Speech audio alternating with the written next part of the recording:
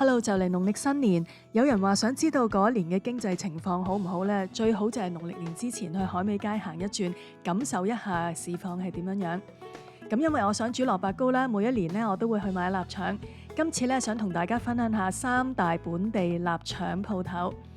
第一間呢係我每年都會去㗎，每一次上去呢，老闆都會提我，因為佢哋嘅臘腸係本地製造啦，所以係100%無添加防腐劑。即係雪櫃咧，半年之內就要食晒啦。呢一間鋪頭50年代開始喺香港經營，已經有超過70年嘅歷史。嗱，近睇下佢嘅潤腸啊，真係好靚㗎。再去前啲咧，就會見到佢嘅工場啦，所以真係真正嘅喺香港本地製造，冇防腐劑。第二間鋪頭咧，我哋落返去海味街。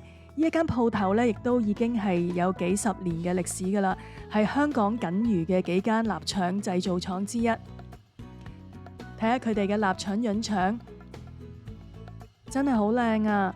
如果近啲聞下嘅話咧，亦都會聞到好香濃嘅玫瑰露酒味啦，同埋有鮮肉嘅香味。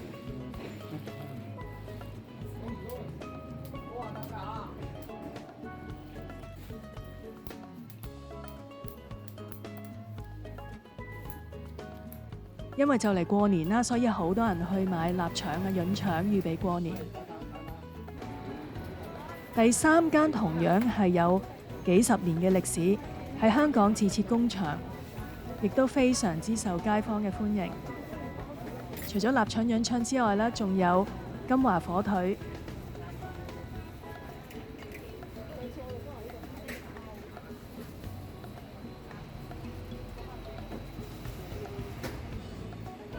好啦，睇完臘腸之後呢，我哋去返海味街睇下其他嘅鋪頭。首先我哋睇下花膠啊，過年當然唔少得花膠啦，不如一齊近睇一下各樣嘅花膠同埋價錢係點樣樣。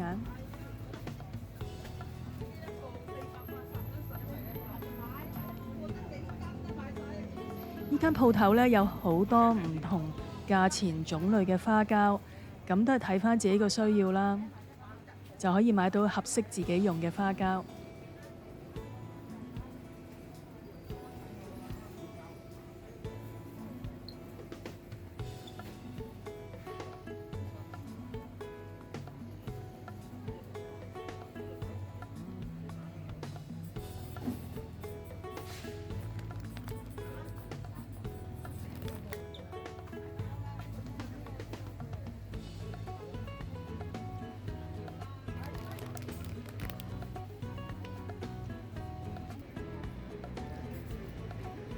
跟住睇下有鮑魚，仲有蠔豉。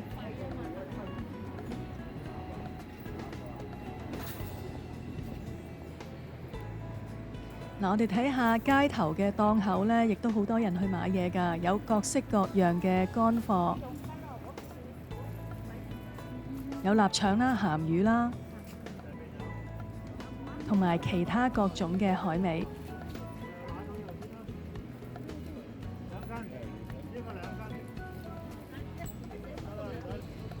好多人去辦年貨啊！嗱，而家見到有各種唔同種類嘅海參、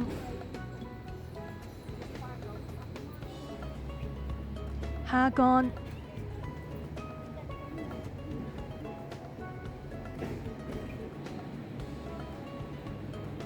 鮮魷，仲有乾瑤柱。乾瑤柱都分好多唔同嘅價錢啦，有貴嘅，有平嘅。咁如果我做蘿蔔糕嘅話，其實唔需要買到好貴嘅乾瑤柱啦。通常我都係買啲比較經濟嘅乾瑤柱做蘿蔔糕就可以。生晒金蠔。希望你都鍾意今日呢段影片，可以 comment、like、share、subscribe 訂閱我嘅頻道，撳埋鐘仔就可以睇到最新嘅影片。